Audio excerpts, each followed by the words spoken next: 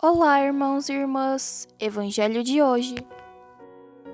Meu Senhor e meu Pai, envia teu Santo Espírito para que eu compreenda e acolha tua santa palavra.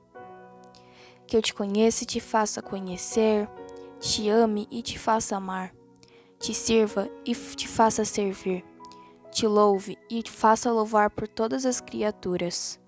Faze, ó Pai, que pela leitura da palavra os pecadores se convertam, os justos perseverem na graça e todos consigamos a vida eterna. Amém. Marcos 2, do 23 ao 28. Jesus estava passando por uns campos de trigo em dia de sábado. Seus discípulos começaram a arrancar espiga enquanto caminhavam. Então, os fariseus disseram a Jesus: Olha, por que eles fazem em dia de sábado o que não é permitido? Jesus lhes disse: Por acaso nunca lestes o que Davi e seus companheiros fizeram quando passaram necessidades e tiveram fome? Como ele entrou na casa de Deus, no tempo em que Abiatar era sumo sacerdote, comeu os pães oferecidos a Deus e os deu também aos seus companheiros? No entanto, só aos sacerdotes é permitido comer esses pães. E acrescentou: O sábado foi feito para o homem, e não o homem para o sábado. Portanto, o Filho do Homem é Senhor também do sábado. Reflexão do Padre Donizete Ferreira. Veja, meus irmãos e minhas irmãs, mais uma realidade não é permitida, mais uma atenção posta sobre a regra. Agora, trata-se do dia de sábado.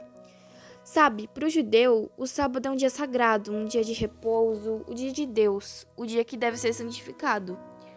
Coisas certamente muito justas. Mas Jesus dá sua explicação a partir de um fato bíblico, que está no primeiro livro de Samuel, no capítulo 21. A gente está no Evangelho de hoje, onde os discípulos de Jesus passam no meio daquela plantação, nos campos de trigo, e são repreendidos por causa desse ato.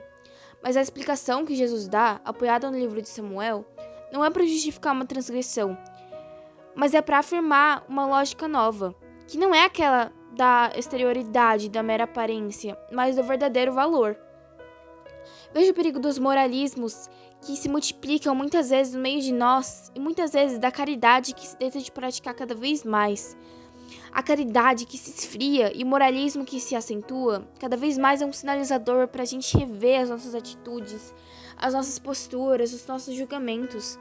Quanto à visão míope sobre as práticas religiosas, do mesmo modo como faziam os fariseus e os mestres da lei. Muitas vezes, nos dias de hoje, nós vemos repetir essa conduta míope sobre as práticas religiosas. A pessoa, às vezes, nem sabe que relação tem o que ela faz com Deus. O que ela pode tirar e usufruir daquela prática religiosa. Mas faz por uma repetição, faz muitas vezes por um modismo, faz por uma realidade mecânica, porque vê os outros fazerem, mas não mergulha profundamente sobre o significado daquela prática.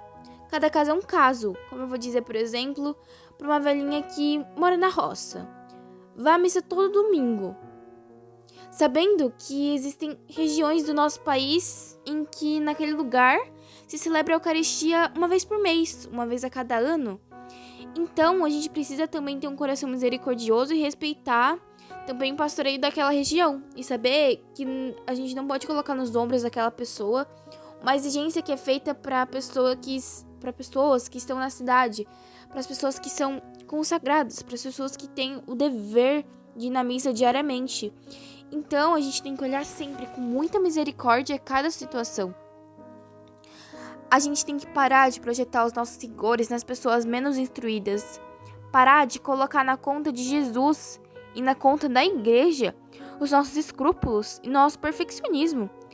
Porque nosso Senhor soube justamente aplicar a lei divina a cada coração, olhando para cada coração e para cada realidade.